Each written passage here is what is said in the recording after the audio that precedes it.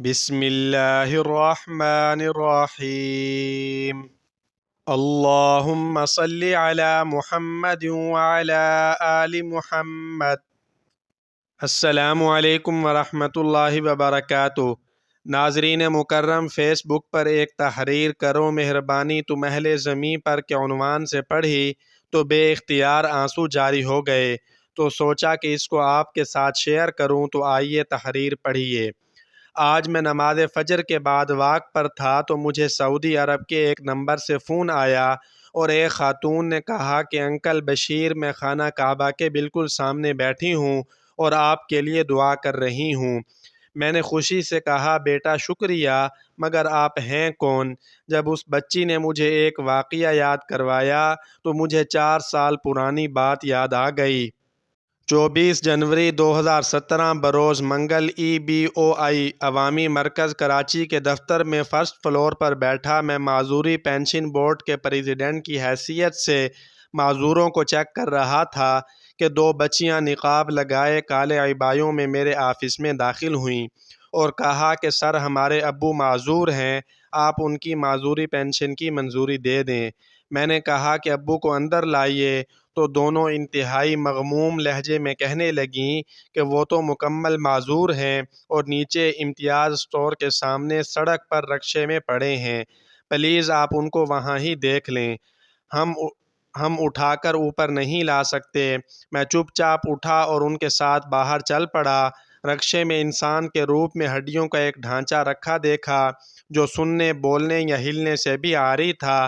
میں اللہ سے توبہ کرتا ہوا واپس آ گیا۔ میں نے سیڑھیاں چڑھتے چڑھتے سوچا کہ معذوری پینشن تو ہو ہی جائے گی، مگر خود بھی ان کی کچھ مدد کروں گا۔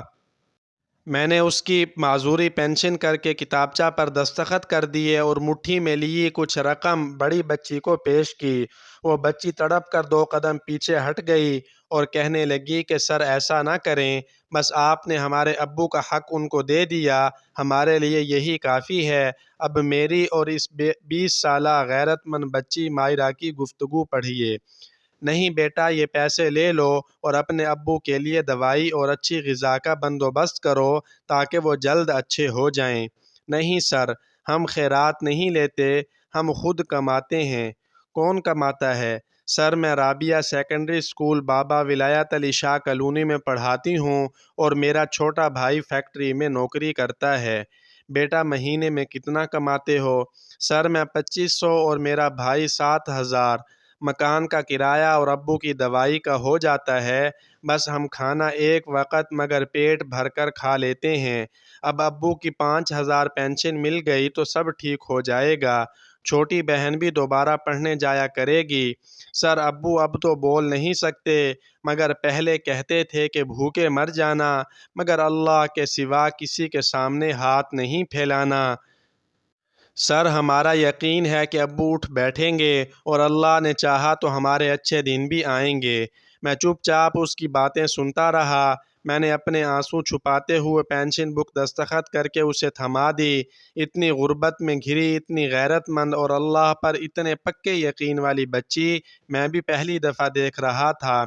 چونکہ میں تہیہ کر چکا تھا کہ ان کی مدد کرنی ہے، اس لیے جب بچیاں کلرک کے پاس بک کے اندر اندراج کے انتظار میں بیٹھیں تو میں دوبارہ سڑک پر کھڑے رکشے تک گیا اور ان کے ابو کی جیب میں حسب توفیق کچھ ڈال کر واپس اپنے آفس میں آ بیٹھا۔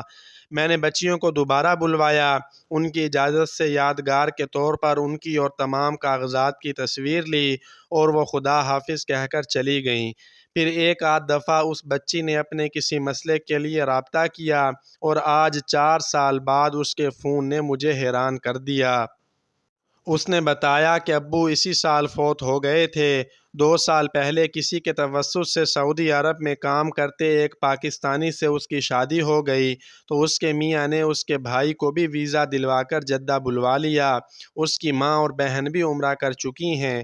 کہنے لگی بشیر انکل اللہ نے ہمارے دن پھیر دیے، ابو کی باتیں سچ ہو گئیں، اللہ کے ہاں دیر ہے اندھیر نہیں، چونکہ آپ نے ہمارے ابو کے ساتھ بہت اچھا سلوک کیا تھا اس لیے آپ ہمیشہ میری دعاؤں میں ہوتے ہیں، آپ کی میرے ابو کی جیب میں ڈالی وہ رقم اب بھی ہم پر قرض ہے، میں اس سال رمضان کے بعد بہن کی شادی کرنے پاکستان آؤں گی، بتائیں آپ کے لیے کیا لاؤں؟